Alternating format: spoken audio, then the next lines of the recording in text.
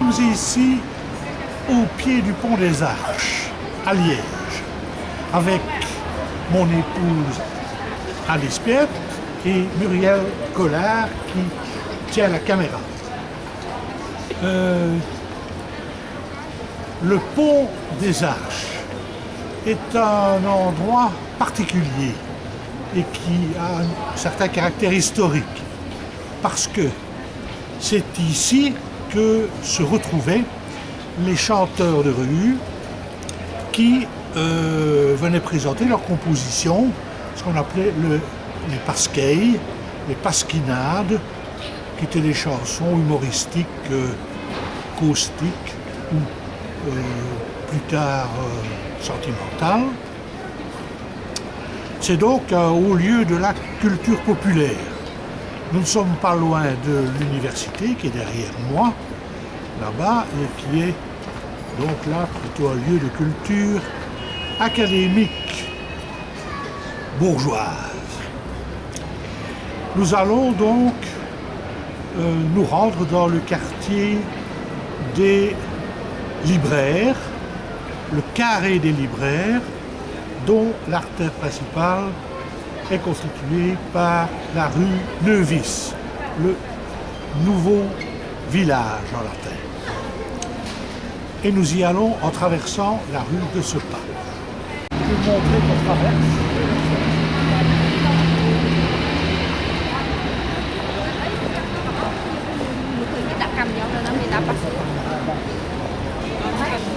Je ne l'ai pas lu, mais nous sommes ici dimanche matin sur le grand marché de la Batte de Liège, où beaucoup de Liégeois se rendent, mais aussi beaucoup d'étrangers, des Hollandais, des Allemands, etc.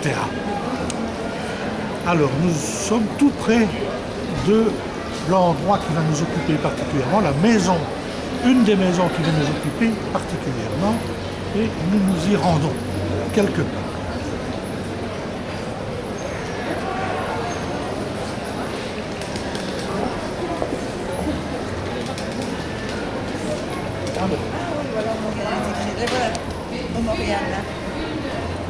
Ah oui.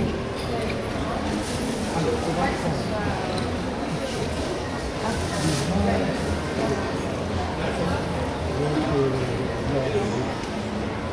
Nous sommes ici devant la maison qui est enseignée au Maurian.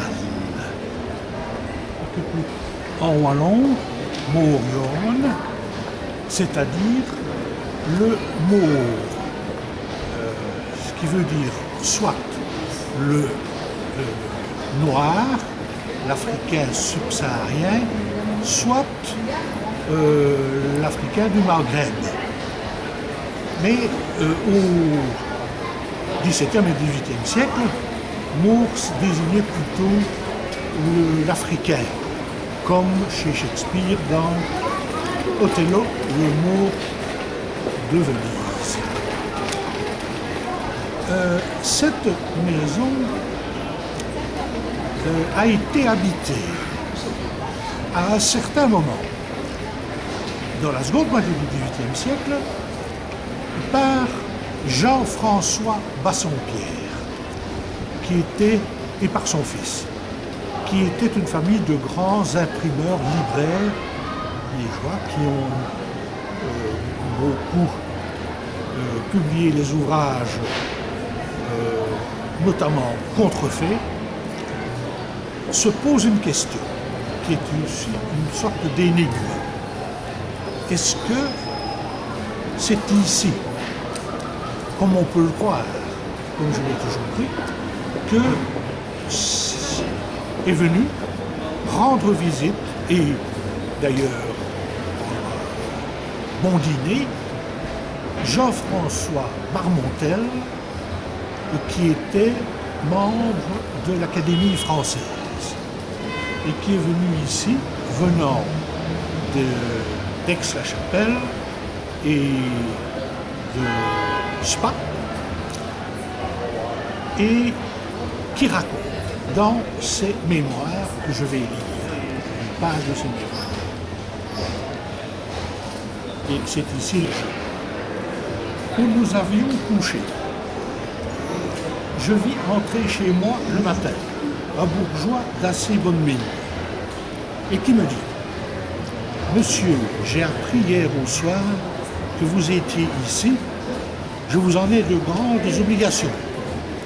Je viens vous en remercier. Mon nom est Bassompierre. Je suis imprimeur libraire dans cette ville. J'imprime vos ouvrages, dont j'ai un grand débit dans toute l'Allemagne. J'ai déjà fait 4 éditions copieuses de vos contes moraux. Je suis à la 3e édition de Bélisaire. Quoi, monsieur, lui dis-je, dit Marmontel, en l'interrompant, vous me volez le fruit de mon travail et vous venez vous en vanter à moi. Bon, reprit-il, vos privilèges ne s'étendent point jusqu'ici. Hier, je t'ai payé de franchise. Nous avons le droit d'imprimer tout ce qu'il y a de bon. C'est là notre commerce. On ne nous vole point en France, où vous êtes privilégiés, vous serez encore assez riches. Faites-moi donc la grâce de venir déjeuner chez moi. Vous verrez une des belles imprimeries de l'Europe. Et vous serez content de la manière dont vos ouvrages y sont exécutés. Vous voyez que Bassompierre était assez fier de son commerce et nous allons le vérifier dans un autre livre puisque il a fait graver une vignette avec ses initiales sur un ornement typographique qui décorait donc ces éditions et qui était accompagné d'un Mercure, dieu du commerce, etc. Et c'est dans une édition de Montesquieu que voici. Comme vous le remarquez, c'est soi-disant imprimé à Londres, chez Nours. On disait toujours l'éternel Jean Nours, parce que c'était le nom que prenaient les contrefacteurs. Nours était très connu comme éditeur londonien. Et on voit en effet très bien ici les initiales. Jean-France JFB, qui en réalité ne cache donc pas qu'il est l'auteur de cette édition de contrefaçon.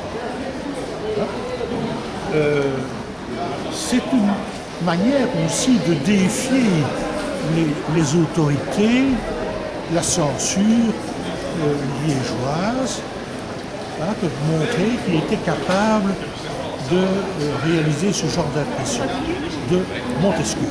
Il faut dire aussi quand même que Montesquieu, à l'époque, était entré dans le panthéon des auteurs classiques du XVIIIe siècle. Et donc, c'était un peu un classique. On n'était pas trop gêné en général à cette époque, puisque tout ça date de 1772, on n'était pas trop gêné de le publier. Mais Bassompierre, Marmontel, poursuit son récit dans le mémoire. Donc il raconte, Marmontel, pour voir cette exécution, je me rendis chez Bassompierre, il raconte le type de déjeuner qui l'attendait. Les liégeois lui font fête.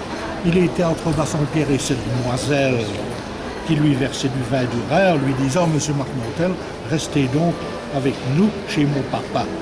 Nous avons de belles chambres à vous donner, etc. » Donc il essaye de séduire l'homme qui était mort de l'Académie française, pour qu'il reste à Liège. C'était quand même en demander beaucoup. Et Marmontel raconte, je fus presque tenté d'accepter la proposition Bassompierre. Oui, parce que Bassompierre lui dit, ce que vous avez écrit le soir ou le lendemain sera imprimé. Vous vous rendez compte la vitesse avec laquelle c'est imprimé. Et il continue, Marmontel. Pour me dédommager de ces larcins, Bassompierre me fit présent de la petite édition de Molière que vous lisez. Il s'adresse. Elle me coûte 10 000 écus. Alors, cette édition de Molière a été identifiée. Elle n'est donc pas sous le nom de Bassompierre. Elle est, comme vous le voyez ici, sous le nom de la veuve David, quai des Augustins, au Saint-Esprit, à Paris, 1768. Vous voyez que c'est la même année, c'est ce qu'il vient de publier immédiatement et il lui donne en plusieurs volumes. Mais nous pouvons, et ça nous l'expliquerons lors d'une prochaine séquence, peut-être tournée à l'université, on a ici un ornement qui est tout à fait typique de la production de la casse ou des casses de Bassompierre. Et donc ça ne trompe pas, c'est bien une édition en 2 couleurs d'ailleurs, comme il faisait. Il était très expert, Bassompierre, dans les impressions en plusieurs couleurs. On pourra même vous montrer, on aurait pu vous montrer un livre des 4 couleurs, qui est imprimé en 4 encres différentes, qui est très très rare et donc très très cher. Bassompierre a reçu donc Marmontel en 68. Or, nous savons par le fisc de l'époque, qui faisait à certaines années une enquête sur les ressources des Liégeois, que dans la même rue, Bassompierre a occupé en 62 une autre maison. Et d'après les rues de Liège de Théodore Gobert, c'est dans cette autre maison que Bassompierre aurait reçu Marmontel. Et donc là, il y a une énigme, il y a un problème que on n'a pas encore réussi vraiment à résoudre. Mais on va aller voir cette autre maison. Il y a bien des années, il y a 30 ans, dans le catalogue de l'exposition des Lumières au Pays de Liège, je disais qu'il y avait un grand contraste entre les 2 maisons, parce que celle-ci, c'est celle de la Réussite, hein, elle est magnifique, hein, et l'autre, c'est une plus petite maison. Mais les apparences sont peut-être trompeuses, car j'apprends récemment que cette maison qui est transformée maintenant en hôtel, dans la même rue, est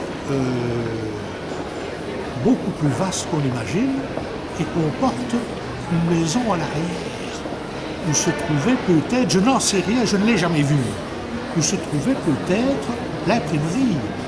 Mais on va donc faire 10 numéros et sans savoir ce qui nous attend, on va vers la première maison de Bassompierre. Voilà.